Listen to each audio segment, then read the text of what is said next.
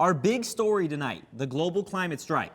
Over 4,500 events are taking place today in over 130 countries, with hundreds of thousands of people protesting against inaction from world leaders on the current climate condition. Activists and humanitarian groups are among those marching in the climate strike, as well as employees from Amazon and Google, pledging to stage walkouts in order to get their employers to curb their environmental impact.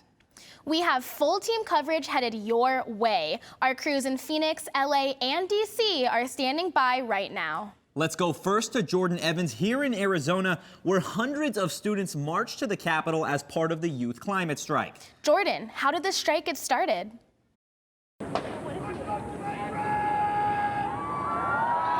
So yeah, this is a movement that's been growing over the past 2 years, and the Arizona Youth Climate Strike is actually part of a national movement, with marches today happening here in Phoenix, Tucson, Flagstaff, all across the state, as well as across the entire country. Organizers say the strike here is about, quote, calling for the protection of restoration for 50% of the world's lands and oceans, including a halt to all deforestation by 2030. I definitely believe it's the awareness part of it, because I feel people, if you can't make a solution without addressing the problem and identifying the actual problem.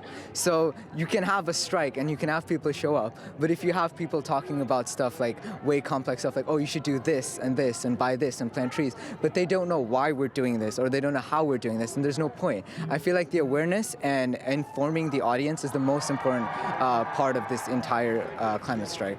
This strike happened ahead of Monday's United Nations Climate Summit in New York City.